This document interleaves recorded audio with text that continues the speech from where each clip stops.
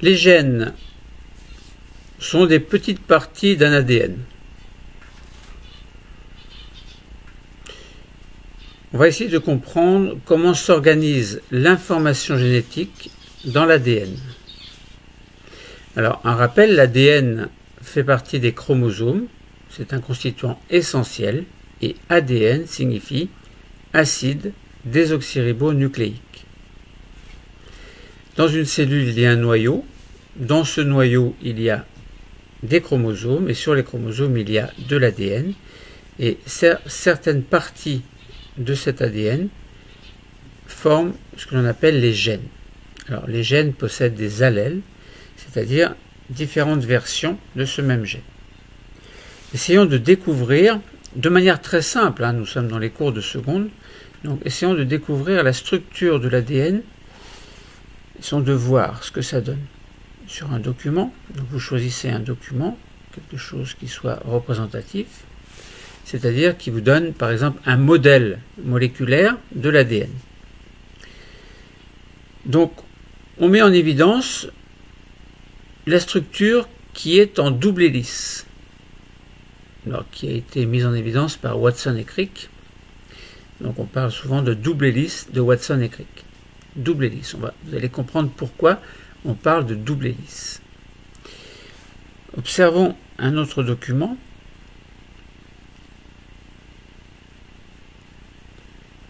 Alors, juste 30 secondes. On prend un fragment d'ADN humain et on va mettre en évidence 4 types d'unités de base de l'ADN. Alors, ces unités de base constituent ce que l'on appelle les nucléotides. Alors, attention au langage. Il va y avoir 4 bases azotées. Lorsque ces 4 bases azotées, dont nous donnerons le nom tout à l'heure, seront liées à un sucre qui sera, alors dans ADN on a acide désoxyribonucléique. Donc lorsque ces bases azotées seront liées aux désoxyriboses, on parlera de nucléosides. Et lorsque la fixation avec le phosphate sera possible, se fera en tout cas, on parlera de nucléotides. Autrement dit, un nucléotide, c'est l'association d'une base azotée, donc une sur les 4, d'un sucre qui est le désoxyribose et du phosphate. Alors, les 4 nucléotides que l'on peut voir sur un modèle, donc sur un schéma de votre choix, eh bien, sont l'adénine, adénine,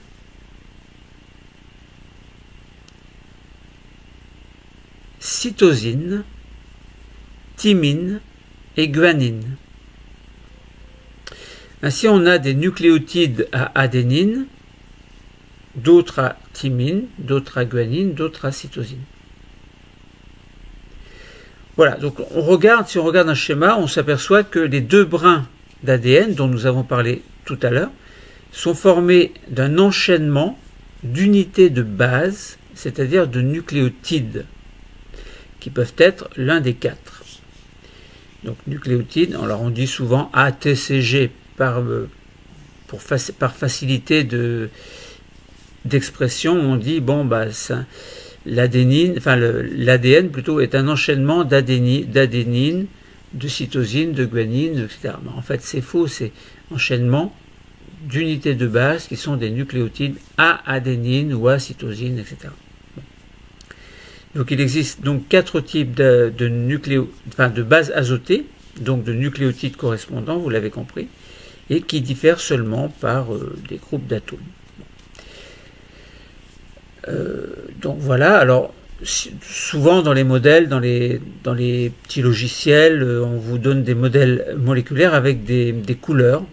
On vous dit par exemple dans le modèle que j'ai devant moi, donc un nucléotide à guanine qui est vert, on le représente en vert, et puis cytosine on représente en jaune, adénine en orange et thymine en bleu. Donc voilà. Désolé pour le bâillement. Bon, voilà, donc c'est pas très compliqué tout ça. Maintenant, essayons. Alors, j'ai un petit problème avec ma page, évidemment. Pourquoi je dis évidemment?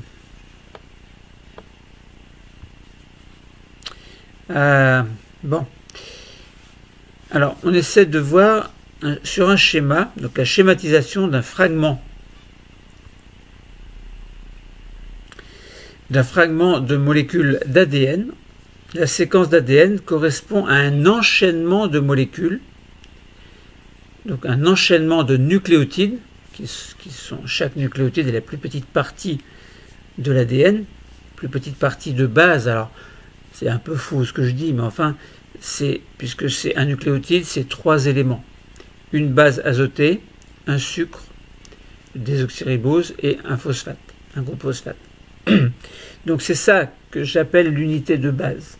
C'est l'ADN, ce sera l'enchaînement de cette unité de base. Donc 1, 2, 3, etc. Et tout ça enroulé en hélice. Alors pourquoi est-ce que c'est enroulé en hélice? On va voir ça tout à l'heure. Donc la séquence d'ADN, c'est un enchaînement de nucléotides d'un brin de la molécule d'ADN. Et la séquence de l'autre brin peut être déduite parce que l'on a ce que l'on appelle une complémentarité. Alors, ça veut dire quoi, complémentarité? Donc là, nous sommes dans essayer de comprendre, nous essayons de comprendre la structure de l'ADN qui permet de porter une information. Alors, on a dit l'information, évidemment, quelque chose qui va s'exprimer, ce sera un gène, enfin, son allèle, un allèle en tout cas. Oui, mais l'ADN, c'est avant tout, si on regarde d'un petit peu plus près, un enchaînement de nucléotides. Alors, on va dire, pour simplifier, ATCG. Vous avez compris que ce n'est pas ATCG, mais on va dire, pour simplifier, que c'est ATCG. Donc l'ADN, c'est un enchaînement de 4 bases azotées, de 4 nucléotides, qui posséderont A, T, C ou G. Si je regarde le modèle qui est devant moi, j'ai ma double hélice qui est bien formée, donc qui est bien reproduite sur le schéma, et je regarde les couleurs, donc je vois des couleurs jaune, bleu, orange, verte, et comme je vous ai dit précédemment, donc ça correspond en fait au nucléotide, par exemple en jaune à cytosine, puis en vert à guanine, thymine en bleu, adénine en orange. Et on s'aperçoit, si on regarde l'ensemble de la molécule, que la cytosine est toujours reliée à la guanine. Cytosine, guanine. Donc là, je parle des bases azotées qui sont reliées 2 à 2, cytosine, guanine et thymine, adénine. Alors, on peut avoir thymine, adénine, sont reliés entre eux, mais on peut avoir également adénine, thymine. Donc c'est toujours comme ça. L'adénine est toujours reliée à la thymine et la cytosine est toujours reliée à la guanine. On peut mettre guanine, cytosine ou cytosine, guanine. C'est pareil. Enfin, c'est pas pareil, mais donc ça a son importance dans le langage de l'ADN dont nous ne parlerons pas aujourd'hui, mais c'est très important quand même. Mais pour l'explication de la structure, on peut se permettre de dire que on peut avoir cytosine-guanine ou guanine-cytosine, peu importe. Si l'on a la cytosine, on a automatiquement la guanine de l'autre côté. Bon, ça, il faut bien le comprendre, c'est la compréhension de base de la génétique. Alors ensuite, on peut mettre de manière linéaire, au lieu de reproduire la double hélice, ce qui est compliqué à faire, on peut faire une échelle. Alors on fait 2 barreaux et on met on fait deux montants de l'échelle et on met des barreaux qui correspondraient là où on monte. Et puis au milieu de ce barreau, on coupe en 2 et on marque d'un côté G, de l'autre côté, on marquera C, ou alors on marque T et on marque A de l'autre côté.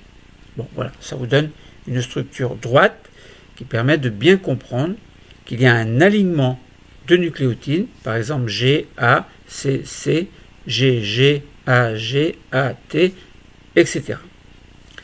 Alors, vous allez me dire, est-ce que tous les gènes possèdent cette même séquence? C'est quoi une séquence? c'est un enchaînement de nucléotides. Donc là, quand je dis par exemple GA, CC, G, G1, je parle de la séquence de nucléotides. C'est-à-dire que j'énumère l'alignement qui fait que j'aurai un A après un G, un C après un A. Oui, mais attention, est-ce que tous les gènes, est-ce que tous les allèles ont cette même séquence? Je vous pose la question. La réponse sera bien évidemment non. Chaque gène aura sa spécificité, c'est ce que nous allons voir un petit peu plus bas. Voilà, donc là, vous avez compris ce qu'il faut retenir de ce document-là, que vous avez pu trouver aussi, c'est concernant la structure de l'ADN, c'est qu'il y a ce que l'on appelle une complémentarité. Les nucléotides sont complémentaires. Alors, pas vraiment les nucléotides, mais les bases azotées sont complémentaires. Pourquoi? Parce qu'elles s'accordent au niveau de la fixation de certaines liaisons. Donc, entre parenthèses, entre deux nucléotides, entre deux bases azotées, il y a des liaisons faibles, que l'on appellera des liaisons hydrogènes. Ça a son importance, on verra ça quand on parlera de duplication de l'ADN selon un mode semi-conservatif. Bon. Le reste des liaisons est plutôt, correspond à des liaisons qui sont plutôt solides, que l'on appellerait plutôt des liaisons covalentes. Voilà, alors après on peut prendre des logiciels, par exemple là je vois le logiciel Python, le langage Python, qui permet d'afficher une séquence et de reproduire la séquence complémentaire. Je vois également là un autre logiciel que l'on appelle le logiciel Anagen. Alors Anagen c'est le logiciel, je ne dis pas de référence, mais il est très utilisé. Il est très pratique pour permettre de comprendre beaucoup de choses concernant l'ADN ou l'expression de l'ADN. Voilà. Donc là, par exemple, on va prendre deux séquences différentes, mais on ne parle pas de deux séquences différentes au départ. On peut se poser la question, on pourrait se dire, est-ce que les deux séquences seront différentes? Oui, mais deux séquences de quoi? Eh bien, de deux molécules qui correspondraient à deux gènes différents, ou deux allèles différents de ce même gène. Bon. Là, par exemple, dans ce cas-là, on prend le logiciel, alors il y a le protocole pour comprendre comment l'utiliser, hein, et on a une séquence que l'on va appeler alpha.adn. Alpha.adn. C'est... Alors,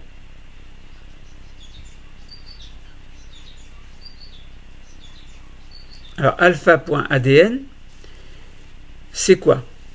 Eh bien, c'est un gène, on va appeler ça le gène alpha, qui permet de faire la synthèse d'une partie de la molécule d'hémoglobine. L'hémoglobine, c'est quoi?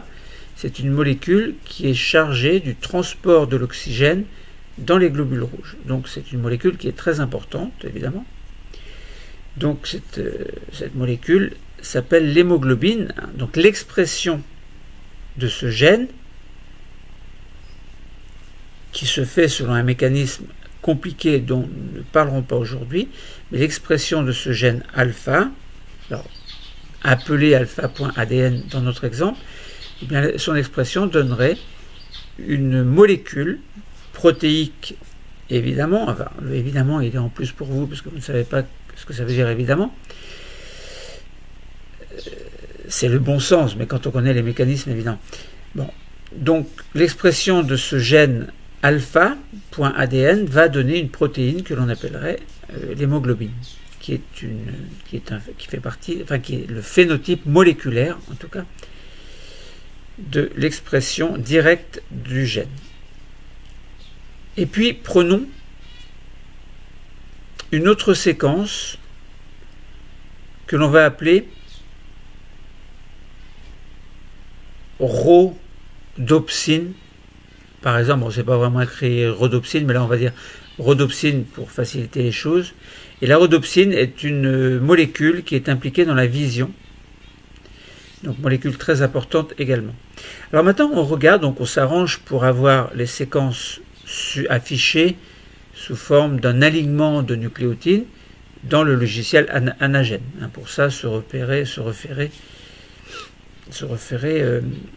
à la fiche explicative. Bon, bref, on se retrouve avec deux séquences, et si on analyse les séquences, par exemple pour alpha.adn, on a CAT, AAA, CCC, TGG, etc., etc.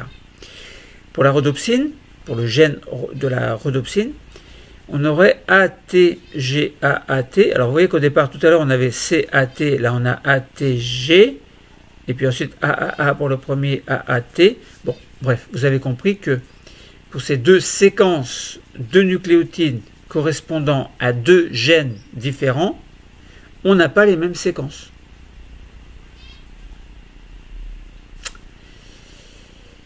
Voilà, donc c'est très important à comprendre.